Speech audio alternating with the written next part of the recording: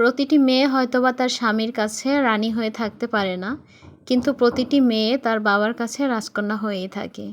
Hello everyone, আসসালামু আলাইকুম, welcome back to my another new blog. সবার কী অবস্থা, কেমন আছেন? আই হোপ সবাই ভালো আছেন, সুস্থ আছেন। প্রত্যেকটা মেয়ের জীবনে তার বাবার ভালোবাসাটা ভীষণ জরুরি। একজন বাবাই জানে তার মেয়ে তার জীবনে কতটা জরুরি এবং কতটা আদরের। বাবারা যতটা মেয়েকে ভালোবাসেন ততটা ভালো দুনিয়াতে হয়তোবা আর কেউ বা কোনো পুরুষ কোনো মেয়েকে বা কোনো বউকে ভালোবাসতে পারবে না। একজন বাবাই কিন্তু তার মেয়েকে সবসময় রাজকন্যার মতো রাখে। হয়তোবা একজন হাজবেন্ড তার বউকে অনেক ভালো রাখতে পারে, ভালোবাসতে পারে, কিন্তু একজন বাবার মতো তার মেয়েকে রাজকন্যার মতো কখনোই রাখতে পারবে না। কিছু ফল নিয়ে আসছিল আপনাদের ভাইয়া বাজার থেকে। তো ছেলেটা দেখা যায়, ছোট ছেলেটা কোনো খাবারই খেতে চায় না। ফল যে খেতে চায় তাও না, সেটাও খেতে গেলে অনেক জোর জবরদস্তি করে তারপর খাওয়াতে হয়। তো দেখা যায় একটু একটু করে খাওয়াই আর কি। আর নিজের শরীরটাও তো তেমন একটা ভালো নেই দেখা যায়। তো সবাই মিলে আর কি খাবো, এই কারণে আপনাদের ভাইয়া কিছু ফল নিয়ে এসেছে বাজার থেকে। সেগুলোকে গুছিয়ে টেবিলটা একটু গুছিয়ে নিচ্ছি। টেবিলের উপরেও অনেকটা ময়লা পড়েছিল। তো এদিকে হচ্ছে টেবিলের কাভারগুলো আজকে ধুতে দিয়ে দিব। তো ভাবছি এই ফাঁকে টেবিলের কাভারগুলোও খুলে নিয়ে যাই, ওয়াশে দিয়ে দিব। দেখা যায় যে খালা একটু পরে চলে আসবে। আর আগে থেকে আমি যেহেতু ভিজিয়ে রাখি, তো এখন যদি ভিজিয়ে রাখি তাহলে দেখা যাবে যে খালা এসে ধুয়ে দিবে। আমার বিয়ের পরে আমার বাবা আর মা দেখা যায় যে আমার বাসায় কিন্তু তেমন একটা বেশি আসে না। আমার বিয়ের পরে আমি শ্বশুরবাড়িতে তেমন বেশি দিন ছিলাম না, সেটা আপনারা কম বেশি অনেকেই জানেন। তো কম বেশি অনেকেই যেহেতু জানেন, সেগুলো আর পুনরায় বলার কোনো প্রয়োজন নেই। তো দেখা যায় যেহেতু ঢাকা শহরে থাকি, তারা কিন্তু তেমন একটা আমার বাসায় আসে না। আমার মা যখন অসুস্থ ছিল, ক্যান্সারের সমস্যায় ভুগছিল, তখন আমার মা কিন্তু 2 থেকে আড়াই মাস আমার বাসায় থাকতে হয়েছিল। বলতে পারেন বাধ্যতামূলক থাকতে হয়েছে। আমার বড় মেয়ের বাসা আছে, সেটা সাভারে, দেখা যায় এখান থেকে অনেকটা দূরে। যেহেতু আমার মায়ের ট্রিটমেন্ট হয়েছে ধানমন্ডি বিআরবি হসপিটালে, তো সেই কারণে আমার মা এখানে বসেই এখান থেকে আমার বাসা থেকেই ট্রিটমেন্ট নিয়েছিল। তো যাই হোক, আমার মা বাবা কিন্তু তেমন একটা আমার বাসায় আসে না, খুবই কম আসে, বলতে গেলে বছরের মধ্যেও একবার আসা হয় না তাদের।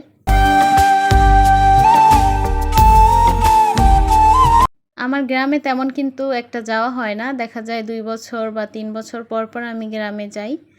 তাও দেখা যায় 2-3 বছর পর পর যাবার পরে 10 দিন কি 15 দিন থাকা হয়। কারণ আমার বাচ্চাদের গ্রামের যে আবহাওয়া বা পরিবেশ ওর সাথে ছুট করে না। যাবার পরেই শারীরিক নানান ধরনের সমস্যা দেখা দেয় বা অসুস্থ হয়ে পড়ে। তো মা বাবারাও তেমন একটা আসে না, বা ভাইরা দেখা যায় দেশের বাইরে বেশি থাকে। তো সব কিছু মিলিয়ে আমিও যাই না, তো সব কিছু মিলিয়ে কিন্তু তাদের সাথে দেখা কমই হয়।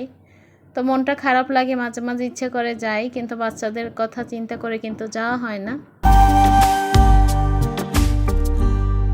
ডাইনিং রুমটা মোটামুটি একটু গুছিয়ে তারপর চলে এসেছি রান্নাঘরে, ভাত বসাবো। এসে দেখি রান্নাঘরে ভাত বসানোর মতো অবস্থা নেই, কারণ চুলায় কোনো রকমই গ্যাস নেই। ভাবছি পাতিলে পানি বসিয়ে দিব, তারপর পানিটা ফুটানোর পরে তারপরে চালটা দিয়ে দিব। তো কাজের মেয়েটা দেখলাম কাজ করে গেছে, কিন্তু চুলাটা সেইভাবে পরিষ্কার করে মুছে নাই, একটু পাশ দিয়ে মুছে তারপর রেখে গেছে। তো এই কারণে মোটামুটি একটু ভালো করে চুলাটা মুছে তারপরে পানিটা বসিয়ে দিব। কারণ আমার কাছে মনে হয় চুলা বলেন বা কিচেন ঘর, এটা যদি পরিষ্কার পরিচ্ছন্ন না থাকে, রান্না করতে গেলে কীরকম একটা গা গিনগিন করে বা রান্নায় মন বসে না। আমার মতো কার কার কমেন্টে কিন্তু জানাবেন অবশ্যই। তো এই জন্য চাইছি যে রান্নাঘরটা বা চুলাটা সুন্দর করে মুছে তারপরে পানিটা বসাবো। কারণ এটা আমার একটা খুঁতখুঁতানি বলতে পারেন। রান্নাঘরে কোথাও যদি একটু ময়লা দেখি, রান্না করতে গেলে যতক্ষণ পর্যন্ত ওটা পরিষ্কার করতে না পারি ততক্ষণ পর্যন্ত কিন্তু আমার খুঁতখুঁতানি ভাবটা যায় না। গ্যাসের অবস্থা তো বুঝতেই পারছেন কী অবস্থা। এখন রান্নাঘরটাও একটু মুছে পরিষ্কার করে নিব। ইউটিউবে বলেন বা এমনি পার্সোনাল লাইফে বলেন, আমি গুছিয়ে কাজ করা সবসময় পছন্দ করি। অনেক আপুরাই কমেন্টে বলেন, কিন্তু অনেক পরিমাণে কমেন্ট আসে, আপু আপনার কাজ অনেক গুছানো। আসলে আমি এমনই, হয়তোবা আপনারা বলবেন যে ইউটিউবে কাজ করছি, হয়তোবা ক্যামেরার সামনেই এমনটা করছি। আদৌ এমনটা না। আমি ক্যামেরার বাইরেও, অফ ক্যামেরাতেও আমি সবসময় গুছিয়ে থাকতে পছন্দ করি। সাজানো গোছানো পরিপাটি আমার পছন্দ লাগে। আর এভাবে থাকলে আমার মনে হয় আমি নিজেকেও পজিটিভ রাখতে পারি। পজিটিভ নিজেকে রাখতে গেলে সম্পূর্ণ সব কিছু গুছিয়ে রাখাটাই আমার কাছে মনে হয় যে আমি পজিটিভলি থাকতে পারি। কারণ সব কিছু যদি দেখি এলোমেলো, তাহলে আমার কাছে কীরকম একটা আনইজি ফিল লাগে, আর সেটা আমার কাছে একদমই ভালো লাগে না। দেখা যায় অনেক মানুষ বিছানাপত্র এলোমেলো থাকে, তার মধ্যেও শুয়ে বসে থাকতে পারে, কিন্তু আমি গুছানো না থাকলে সেখানে আমি একটা মিনিট সময় দিতে পারি না। বিছানার উপরে কিছু পুরনো বালিশ ছিল। এই রুমে যেহেতু কেউ ঘুমায় না, এই রুমটা কিন্তু ফাঁকাই পড়ে থাকে। তো ওই বালিশগুলোকে বারান্দায়, যেহেতু অনেক রোদ পড়ে, বারান্দায় রোদে দিয়ে আসছি। আর এই ফাঁকে রুমটাও একটু গুছিয়ে নিই। এই রুমে কারোই ঘুমানো হয় না, দেখা যায় মেহমান আসলে শুধু মেহমানই থাকে। তাছাড়া এই রুমটা এভাবেই পড়ে থাকে, আমি শুধু একটু গুছিয়ে রেখে যাই। আবার মাঝে মাঝে দেখা যায়, যেহেতু ছোট ছেলে আছে, তো ওই বাচ্চাটা দেখা যায় মাঝে মাঝে একটু এলোমেলো করে রাখে, তো তেমন একটা এলোমেলো করে না। দেখা যায় বড় ছেলেটা স্কুলে থাকে বা ও থাকে আমার কাছে, ছোটটা, তো ও আমার সাথে সাথে থাকলে ও তেমন একটা এলোমেলো করার সুযোগও পায় না। তো যাই হোক, এখন একটু আলনাটাও গুছিয়ে নিচ্ছি। দেখা যায় যে যখন তখন যেখান থেকে খুশি সেখান থেকে টান মেরে কাপড় নিয়ে যায়, আর এটা কিন্তু এলোমেলো হয়ে থাকে। তো এখন একটু আলনাটা গুছিয়ে নিব। অনেক আপু ভাইয়ারা আছেন কিন্তু ভিডিও দেখেন, কিন্তু লাইক দিতে ভুলে যান। প্লিজ ছোট্ট করে একটা লাইক দিয়ে ভিডিওটি কন্টিনিউ করবেন। অনেকে লাইক দিতে চান কিন্তু ভুলবশত লাইক দিতে পারেন না। প্লিজ সবাইকে অনুরোধ করি একটা লাইক দিয়ে ভিডিও দেখবেন, কারণ আপনার একটা লাইক পড়লে আমার ভিডিওটা আরও কিছু মানুষের কাছে পৌঁছে যাবে, আর তারাও কিন্তু আপনার মতো দেখার সুযোগ পাবে। অনেক কষ্ট করে ভিডিও তৈরি করতে হয়, একটা ছোট্ট লাইক দিলে কোনো ক্ষতি হবে না আপনাদের। প্লিজ ছোট্ট করে একটা লাইক দিয়ে তারপর ভিডিওটি কন্টিনিউ করবেন। আমি যখন বাহিরে যাই, আমি বাহিরে যাবার আগেও বাসাটা সবসময় চেষ্টা করি বাসাটা গুছিয়ে একদম পরিপাটি করে রাখার, যাতে করে বাহির থেকে এসে আমার অন্তপক্ষে আমি মানসিক যে একটা শান্তি বা তৃপ্তি বলেন, মনের যে একটা তৃপ্তি, ওটা যেন আমি বাসায় এসে পাই। আমার যত কষ্ট হোক, দুটো বাচ্চাকে রেডি করে নিজে রেডি হই, তারপরেও আমি বাসাটাকে এক চুটকিতে হলেও গুছিয়ে রেখে অন্তত বিছানাটা যেন আমার ঠিকঠাক থাকে, বা ডাইনিং টেবিলটা, এটার উপরে কখনো কোনো অতিরিক্ত মালামাল থাকুক, এটা আমার কখনোই পছন্দ না। সব সময় এটা গুছিয়ে রাখার চেষ্টা করি, আর সব সময় গুছিয়ে রাখি বলেই কিন্তু নিজে পজিটিভলি থাকতে পারি। আপনি দেখবেন ঘর সংসারটা যদি সুন্দর করে সাজানো গোছানো থাকে, নিজের ভিতরে কিন্তু পজিটিভলি কাজ করে। আর যদি এলোমেলো থাকে সব কিছু, তখন কিন্তু মন মেজাজ সব কিছুই খিটখিটে লাগে। তো সব সময় চেষ্টা করবেন যেইখানে থাকেন সেই জায়গাটাকে সুন্দর করে একটা সুন্দর পরিবেশ তৈরি করে রাখার, তাহলে দেখবেন মন মেজাজ দুটোই ভালো থাকে। আর মন মেজাজ ভালো থাকলে একটা মানুষের কিন্তু দিনটাও ভালো যায়। তো আমি সোফাটাও পরিষ্কার করে একদম ঝেড়ে মুছে নিয়েছি। তো এই রুমটা ক্লিন করা হয়ে গেছে।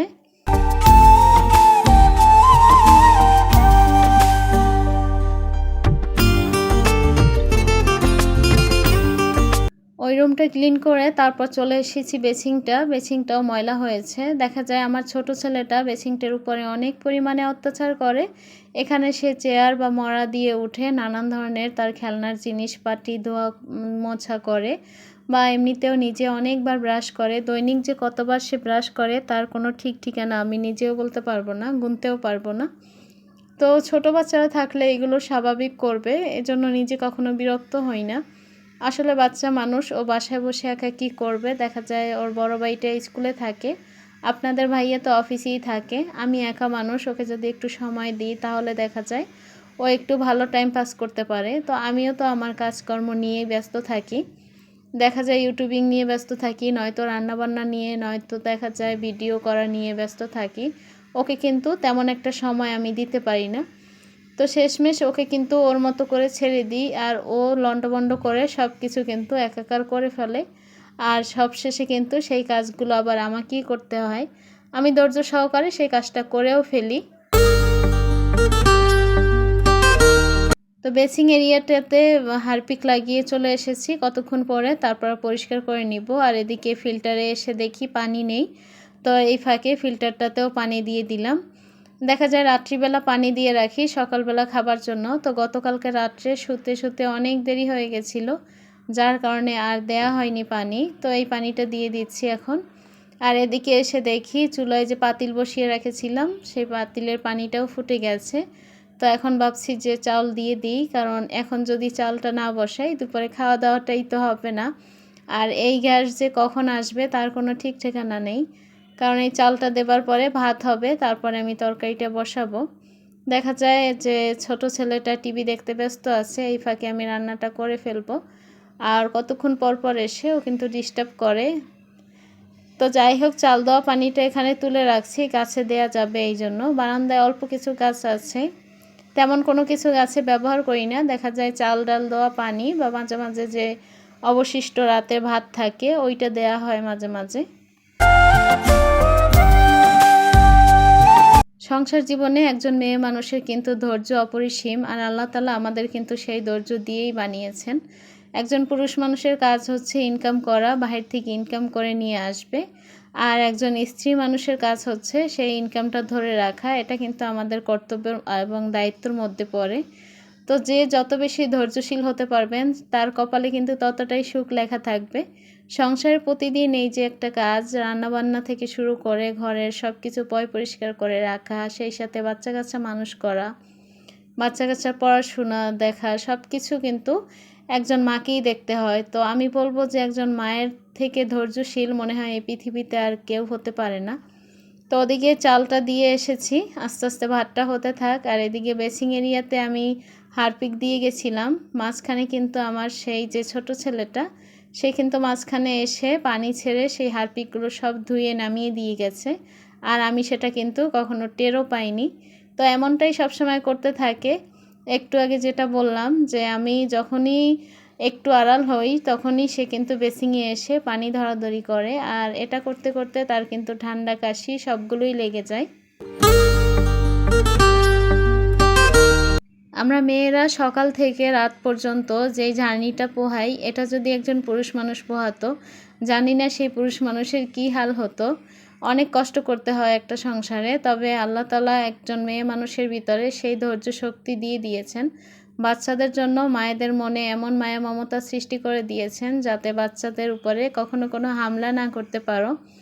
একটা বেলা যদি বাচ্চাটা না খেয়ে থাকে দেখবেন ঘুমিয়ে পড়লে কিন্তু মুখের দিকে তাকানো যায় না, খুবই মায়া লাগে, কষ্ট লাগে।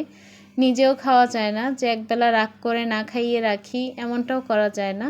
তো যাই হোক, বেসিং এরিয়াটা ভালো করে পরিষ্কার করে নিয়েছি। এখন হচ্ছে বারান্দা থেকে সকালে কিছু কাপড় নিয়ে রাখছিলাম। দেখা যায় মেয়েটা কাজ করে গেছে, বাকি কাপড় শুকো দিয়ে গেছে, আর কালকের কাপড়গুলো এখানে রয়ে গেছে। তো এগুলোকে এখন গুছিয়ে নিচ্ছি। সংসারের এই কাজগুলো প্রতিদিন ধৈর্য সহকারে করাও কিন্তু একটা চ্যালেঞ্জের মতো বলতে পারেন। আর সে প্রতিদিন সেই চ্যালেঞ্জের মুখে কিন্তু একটা মেয়ে মানুষ পড়ে, আর একটা মেয়ে মানুষ কিন্তু সেই চ্যালেঞ্জের মুখে প্রতিদিন পড়ে আর চ্যালেঞ্জের পরীক্ষা দিয়ে যায়।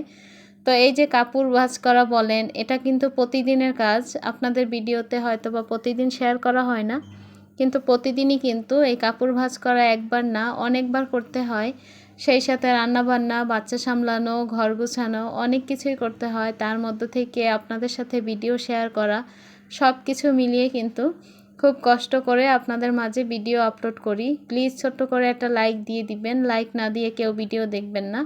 আর লাইক পড়লে হয় কি যে আমার ভিডিওটা আরও কিছু মানুষ দেখতে পারে, আর আপনার একটা লাইক দিতে আপনার কিন্তু তেমন কোনো কষ্ট হয় না। আপনাদের সাথে কথা বলতে বলতে আমি জামা কাপড়গুলো গুছিয়ে নিচ্ছি। আজকে আর রান্নাবান্না কোনো কিছু শেয়ার করতে যাব না, তাহলে দেখা যায় ভিডিওটা অনেক বেশি লম্বা হয়ে যাবে, আর তাহলে আপনাদের দেখতে অনেক বেশি কষ্ট হবে।